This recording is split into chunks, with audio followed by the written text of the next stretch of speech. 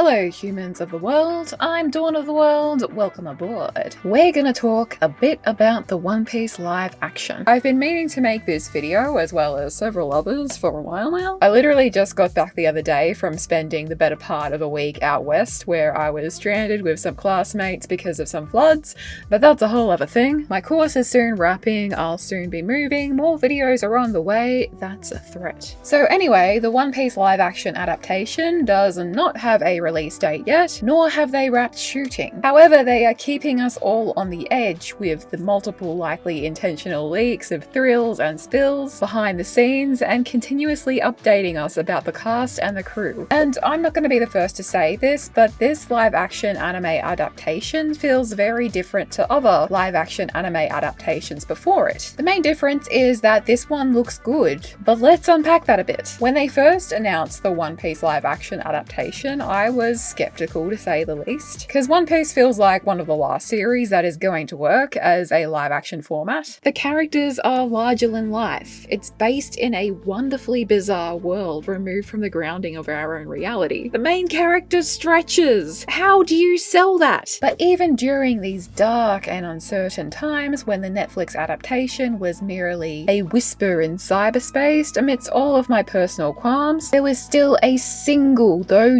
dim, ray of hope. While the likeliness of them being able to pull off an adaptation of the beast that is One Piece seemed unlikely, it also seemed not impossible. Like there was a narrow path that they could tread through which they could stick the landing. But my thoughts were they are going to have to work. They are going to have to adapt. They can't just copy exactly what's in the manga and paste it into their live action because that's not going to work. Like there's going to be a lot of work involved to be able to make this actually work and succeed. And so far from what I keep seeing, more and more it's looking like they are actually going to stick this landing, like they could actually make this work. First of all, there was the initial casting announcement, which really gave the series some grounding for me. But of course you need more than just a cast who looks and acts the part to be able to pull this off. Also, just because I didn't know where else to say this, but if they make it up to Kizaru, Jeff Goldblum, just think about that. Another clear indicator to me that the production is pulling no punches is the scale of effort and dedication of the art department in bringing the world to life. Pretty much every leak we've seen has been testament to this. The sets, the costuming, etc. They have literally built entire full-scale pirate ship models that will be giving us, the viewers, such an immersive experience when the show finally starts streaming. Even one of my friends and classmates who has never watched nor read One Piece has been seeing these images of the ships and he's been really impressed. And he wouldn't be the only one. The entire team behind this production are doing their absolute most, bringing in all of their effort, their passion to breathe life into this amazing story world, to take us on this adventure with them, and we can see that as well in the amazing set that they've built for Logtown, or Logtown. I usually say Logtown, but I know people say Logtown, prologue, or whatever. And I bring up Logtown specifically for my next point, that being the act of adaptation. This is an adaptation, so don't expect it to follow the source material beat for beat, because for one thing, as an adaptation, it's open to taking a few creative liberties and going about things a little bit differently to the manga. Two, many things that work in a manga or animated medium, why did I say it weirdly? Many things that work in a manga or in an animated medium aren't going to work in a live action medium. And three, for a live action series that isn't guaranteed a season 2, you need to be a lot more succinct and condensed than an ongoing anime or manga to both make the plot a bit tighter and to maintain the engagement of your audience. This brings me to one major point that we know so far that quite significantly differs from the source material, and that is the fact that in the live action, it's being reported that Garp is the one to have turned in Roger. Whether or not this is actually going to have been the case in the adaptation, or if it's instead gonna turn out to be a case of fake news, marine propaganda that Garp probably hates, will remain to be seen, but the fact that it's being reported that Garp turned in Roger at all is a striking difference to the manga and the anime. For one thing, this is setting Garp up as a major player from the get-go. In the source material, until the post-Enies Lobby arc, Garp, while a powerful and high-ranking marine, had only been seen in Kobe and Helmeppo's cover story. But seeing as the live action has not only dropped his name as the person who captured Roger, but also announced his actor when they've yet to announce Smokers, indicates to me that Garp will be playing an active featured role much earlier in this adaptation than in the source material. For a a live action series, I think that this change is a really good choice, and I think that it's also likely that we will have the revelation that Garp is Luffy's grandfather at this early point in the series as well. Having such a compelling familial conflict from early on would actually be a wise decision for the live action adaptation. Not withholding this information doesn't change a whole lot of things, and it also provides an interesting conflict early in the story, which will probably go down pretty well for first-time live action viewers. People love a good old family drama after all, and I definitely think this choice will be favourable for the viewership of the show. Think about it from the perspective of somebody who has never seen the series. This kid wants to become Pirate King. The person who captured the last Pirate King was this kid's grandfather, aka the hero of the Marines, which is the force that opposes pirates. This is so much more compelling than just have some random kid set out to be Pirate King with no apparent conflict from any known family, and it's a lot more likely to keep people watching and engage, which increases the chances of One Piece being renewed for a season 2. As far as further differences go, I also feel as though Alvida's character will be more prominent than she was in the original manga. Her actress is regularly featured across social media, behind the scenes photos, interacting with the rest of the cast on days off, suggesting to me that she's spending a bit more time in Cape Town where the filming is taking place than what her character's relatively brief appearance in East Blue would suggest. Similar could be said as well about Kobe's actor. I'm actually starting to think that Kobe and Helmeppo's cover story, which of course includes Garp, and the Buggy's adventure cover story could be adapted and woven throughout season 1 as kind of like B and C storylines to Luffy and the Straw Hats A storyline, and from there they could all reconvene in Logtown during either the penultimate or final episode of the season and make their separate ways into the Grand Line for season 2. I know that the Garp, Kobe, Helmeppo group were not present in Logtown in the source material, but given the more prominent role the live action series seems to be giving these characters from season 1, I think the possibility of them being present in the Logtown episode is definitely on the table. Anyway, as I've mentioned, my regularity and being able to upload has been pretty turbulent this year. I've been focusing on major projects for my film course. I'm mostly keen on directing, but I also gravitate a bit towards art and camera departments. But first and foremost, I have a background in writing. So I've put some of my old skills into action, and I've had my go at writing a very quick screenplay, detailing how I would personally go about the writing and directing of the opening scene of a live action One Piece. So I'm going to read the script now. My laptop's here, so this is where I'm going to be looking in case you're just wondering. We open over a black screen. The tolling of a bell sounds. The narrator speaks. Wealth, fame, power. We immediately cut to exterior Logtown, day. A bright, bustling Caribbean-looking town. Swaths of people litter the narrow roads, rambunctious and rallying. Impatient anticipation is in the air. Running, a boy aged 12 weaves through the streets. Cries of phrases such as, "The execution is starting," can be heard as we pass through. We follow the boy from behind. Posters detailing the execution of a Pirate King hang from every street lamp. Marine officers station themselves at every junction. The clusters of people have grown in size, density, and excitement as the boy draws closer to the epicenter of the commotion. He ducks under a temporary barricade put in place to control crowds and enters the packed town square where he disappears into the mass.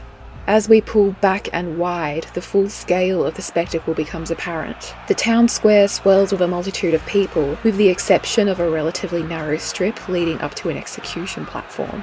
We glimpse a mix of pirates, civilians, marines, of other groups and organisations who are gathered to watch the display. A government officer and other high-status individuals watch from an elevated row of seats facing the platform. The narrator speaks. There was once a man who gained this, and all that the world had to offer. From opposite the execution platform, the figure of Pirate King Goldie Roger emerges. Tracking him from behind as he is guided to the platform, we see he's being chaperoned by a series of guards, his hands cuffed in front of him. Despite all of this, he seems to command the most power out of anybody in the town square. The boy appears again at the front of the crowd, having pushed his way through. As the Pirate King passes him, they make brief eye contact. The Pirate King smiles. The narrator speaks again. The Pirate King Gold, Roger. The crowd continue to clamour and jeer. The government officer and other seated individuals shift somewhat impatiently as the Pirate King reaches the top of the platform. His executioners await. He stoops down into a kneeling position. The first executioner asks, "Any last words?" Roger replies, "None. Let's finish this." The executioners position their blades, and the enthusiasm of the crowd below builds. Amidst the rising crescendo, however, a single voice from a man down below booms. "Wait! What about your treasure, Roger?" Upon this question, the surrounding racket swiftly fades. "What about the One Piece?" And there is silence. For the first time, everything is still and unmoving, in complete juxtaposition to the madness of the past several moments. The crowd look on, a blanket of anticipation, confusion, of eagerness cloaking their too recent uproar. The seated individuals watch, apprehensive. After a palpable pause, this silence is interrupted by the Pirate King's laugh. "My treasure?" Roger asks. At this single utterance, the tension within the crowd rises. The government officer stands to his feet, eyes fixated on the execution platform. "What are you waiting for?" the government officer demands. Roger continues, "If you want it, you can have it." "Kill him!" the government officer commands. "Kill him now!" The executioners, too fixated on the Pirate King's words, scramble to reposition their weapons, but they are too slow. Roger continues, "I left everything in one place." The executioners raise their blades. "Now you just have to find it." With a swift motion, the executioners swing and slice their blades, and the Pirate King's life ends. Absolute pandemonium erupts throughout the town square and beyond as the gathered crowd overflows with enthusiasm, excitement, and celebration. The narrator closes, "And so the world entered the great age of pirates." As the narrator says this, we simultaneously cut to interior Makino's bar evening, revealing the story's narrator to be Shanks as he relays this tale to a sparkling-eyed 7-year-old Luffy.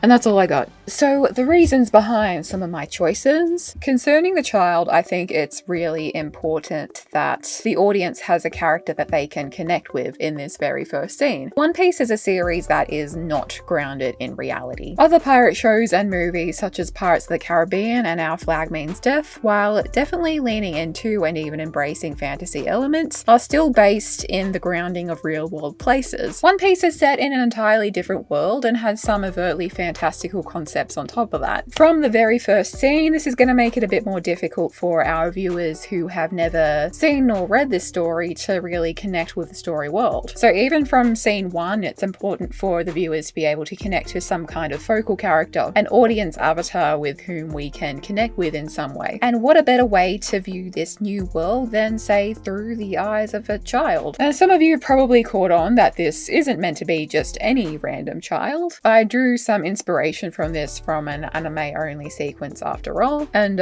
it's meant to be Smoker, by the way. So right away, those of us who are familiar enough with the series will see this unfold, see this child, and possibly know right away who he's meant to be. And for the One Piece virgins, they can have this fun moment several episodes later, where we meet this big tough marine officer and he gives this speech to his assistant. I was there on that day 22 years ago. And be like, "Oh, this is the kid from the start, isn't he?" Another choice that I made was to have an obvious government presence on the scene. Like, we have 25 years of hindsight for this scene. The writers aren't going in blind. And knowing what we do now, there definitely would have been some government people there. We also know that Roger's execution ended up doing the exact opposite of what the government wanted it to do. They literally played right into Roger's hands and didn't realize until it was too late. I've always loved that. It's genius. Having a government presence there who rushes the execution once Roger starts talking about the One Piece also introduces the intrigue of